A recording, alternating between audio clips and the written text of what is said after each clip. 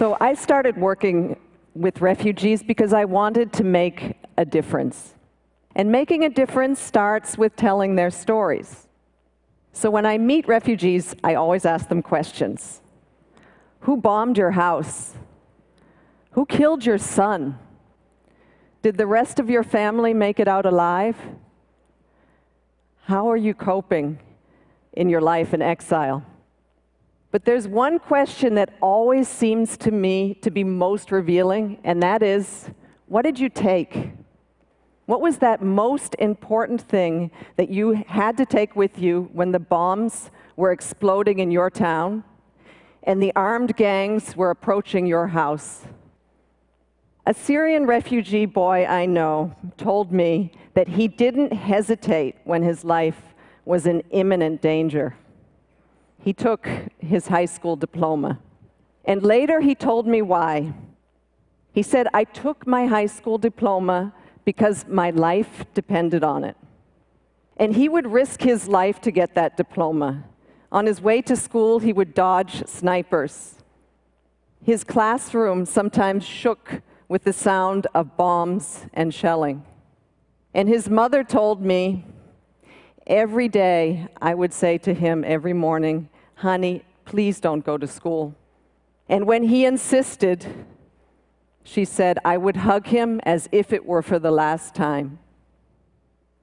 But he said to his mother, we're all afraid, but our determination to graduate is stronger than our fear. But one day, the family got terrible news. Hani's aunt, his uncle, and his cousin were murdered in their homes for refusing to leave their house. Their throats were slit. It was time to flee. They left that day right away in their car, Hani hidden in the back because they were facing checkpoints of menacing soldiers. And they would cross the border into Lebanon, where they would find peace. But they would begin a life of grueling hardship and monotony. They had no choice but to build a shack on the side of a muddy field, and this is Hani's brother Ashraf, who plays outside. And that day, they joined the biggest population of refugees in the world. And a country, Lebanon, that is tiny, it only has 4 million citizens, and there are 1 million Syrian refugees living there. There's not a town, a city, or a village that is not host to Syrian refugees. This is generosity and humanity that is remarkable. Think about it this way proportionally. It would be as if the entire population of Germany, 80 million people, would flee to the United States in just 3 years. Half of the entire population of Syria is now uprooted. Most of them inside the country. 6.5 million people have fled for their lives. Well over 3 million people have crossed the borders and have found sanctuary in the neighboring countries. And only a small proportion, as you see, have moved on to Europe. What I find most worrying is that half of all Syrian refugees are children. I took this picture of this little girl. It was just 2 hours after she had arrived after a long trek from Syria into Jordan. And most troubling of all is that only 20% of Syrian refugee children are in school in Lebanon. And yet, Syrian refugee children, all refugee children, tell us education is the most important thing in their lives. Why? Because it allows them to think of their future rather than the nightmare of their past. It allows them to think of hope rather than hatred. I'm reminded of a recent visit I took to a Syrian refugee camp in northern Iraq, and I met this girl. And I thought, she's beautiful. And I went up to her and asked her, can I take your picture? And she said yes, but she refused to smile. I think she couldn't.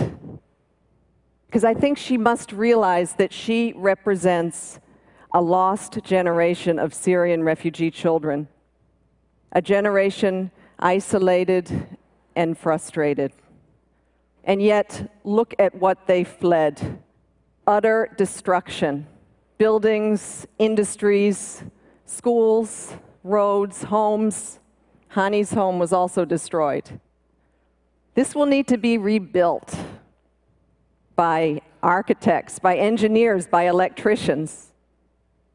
Communities will need teachers and lawyers and politicians interested in reconciliation and not revenge.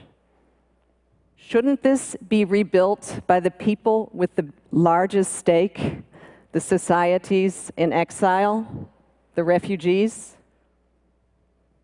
Refugees have a lot of time to prepare for their return. You might imagine that being a refugee is just a temporary state. Well, far from it. With wars going on and on, the average time a refugee will spend in exile is 17 years. Hani was into his second year in limbo when I went to visit him recently. And we conducted our entire conversation in English, which he confessed to me he learned from reading all of Dan Brown's novels and from listening to American rap. We also spent some nice moments of laughter and fun with his beloved brother, Ashraf. But I'll never forget what he told me when we ended our conversation that day. He said to me, "If I am not a student, I am nothing."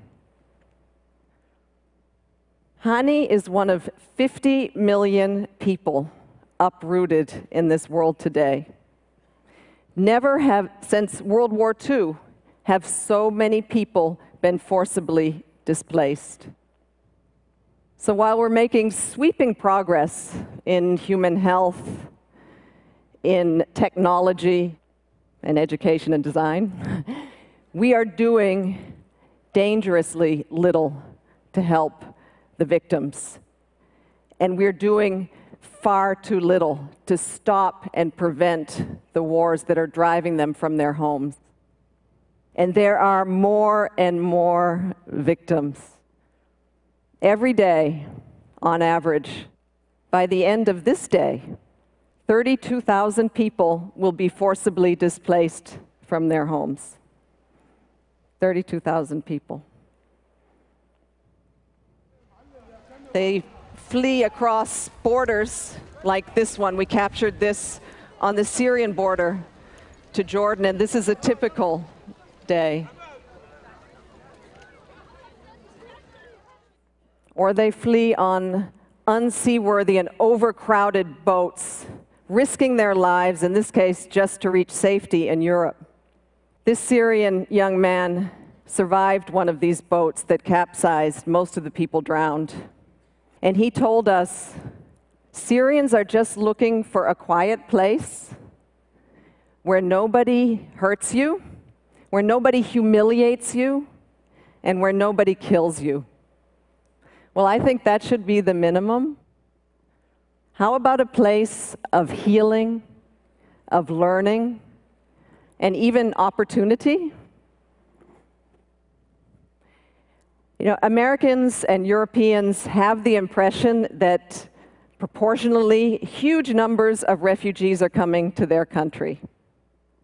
But the reality is that 86%, the vast majority of refugees, are living in the developing world, in countries struggling with their own insecurity, with their own issues of helping their own populations and poverty. So wealthy countries in the world should recognize the humanity and the generosity of the countries that are hosting so many refugees. And all countries should make sure that no one fleeing war and persecution arrives at a closed border. Thank you. But there is something more that we can do than just simply helping refugees survive. We can help them thrive. We should think of refugee camps and communities as more than just temporary population centers where people languish, waiting for the war to end. Rather, as centers of excellence, where refugees can triumph over their trauma and train for the day that they can go home as agents of positive change and social transformation. It makes so much sense. But I'm reminded of the terrible war in Somalia that has been raging on for 22 years. And imagine living in this camp. I visited this camp. It's in Djibouti, neighboring Somalia, and it was so remote that we had to take a helicopter to fly there. It was dusty and it was terribly hot. And we went to visit a school and started talking to the children. And then I saw this girl across the room who looked to me to be the same age as my own daughter, and I went up and talked to her. And I asked her the questions that grown-ups ask kids, like, what is your favorite subject, and what do you want to be when you grow up? And this is when her face turned blank. And she said to me, I have no future. My schooling days are over. And I thought there must be some misunderstanding, so I turned to my colleague, and she confirmed to me there is no funding for secondary education in this camp. And how I wished at that moment that I could say to her, we will build you a school. And I also thought, what a waste. She should be, and she is, the future of Somalia.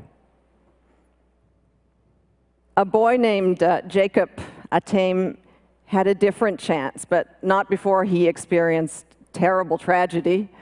He watched, this is in Sudan, as his village, he was only 7 years old, burned to the ground, and he learned that his mother and his father and his entire family were killed that day. Only his cousin survived, and the two of them walked for 7 months. This is boys like him, chased and pursued by wild animals and armed gangs, and they finally made it to refugee camps where they found safety. And he would spend the next 7 years in Kenya in a refugee camp. But his life changed when he got the chance to be resettled to the United States. And he found love in a foster family, and he was able to go to school. And he wanted me to share with you this proud moment when he graduated from university.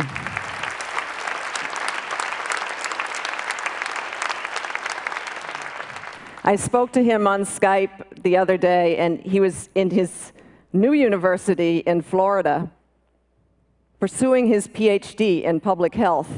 And he proudly told me how he was able to raise enough funds from the American public to establish a health clinic back in his village, back home. So I want to take you back to Hani. When I told him I was going to have the chance to speak to you here on the TED stage, he allowed me to read you a poem that he sent in an email to me. He wrote, I miss myself, my friends, times of reading novels or writing poems, birds and tea in the morning, my room, my books, myself, and everything that was making me smile. Oh, I had so many dreams that were about to be realized. So here's my point.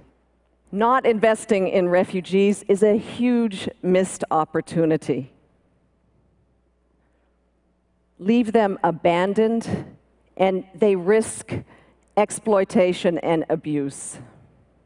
And leave them unskilled and uneducated, and delay by years the return to peace and prosperity in their countries. I believe how we treat the uprooted will shape the future of our world. The victims of war can hold the keys to lasting peace, and it's the refugees who can stop the cycle of violence. Hani is at a tipping point. We would love to help him go to university and to become an engineer. But our funds are prioritized for the basics in life: tents and blankets and mattresses and kitchen sets, food rations, and a bit of medicine. University is a luxury. But leave him to languish in this muddy field, and he will become a member of a lost generation. Hani's story is a tragedy, but it doesn't have to end that way. Thank you.